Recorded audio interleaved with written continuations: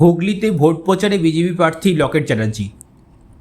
অযোধ্যার পুণ্যভূমিকে যিনি তার আলোকসজ্জা সজ্জিত করেছিলেন সেই বিশিষ্ট আলোকশিল্পী বাবু পাল এবং হুগলির চন্দননগর তথা গোটা পশ্চিমবঙ্গে বিখ্যাত জল ভরা সন্দেশের শিল্পী সূর্য মোদক এবং তার পরিবারের সঙ্গে সাক্ষাৎ করলেন হুগলি লোকসভার বিজেপি প্রার্থী লকেট চ্যাটার্জি।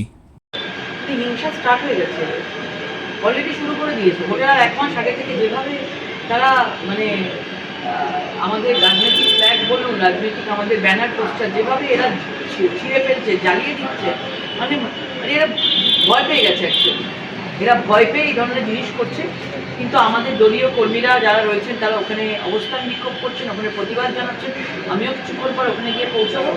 এইরকম যত ছিড়বে না তত মানুষ বুঝতে পারবে যে তৃণমূল ভয় পেয়েছে, নিজেদের পায়ের তলার মাটি চলে যাচ্ছে। এই জন্য ব্যানার পোস্টার ছিঁড়ে আমাদের কর্মীদেরকে ভয় দেখানোর চেষ্টা করছে, মানুষকে ভয় দেখানোর চেষ্টা করছে, মানুষ যেন ভোট দিতে না পারে। পুলিশ কোনো ব্যবস্থা নেয়নি।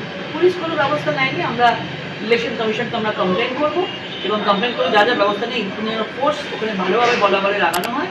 কারণ পুরো বলাবলের বিভিন্ন জায়গায় যেভাবে মানুষের আশীর্বাদ নরেন্দ্র মোদীজির উপর আছে, তৃণমূল ভয় পেয়ে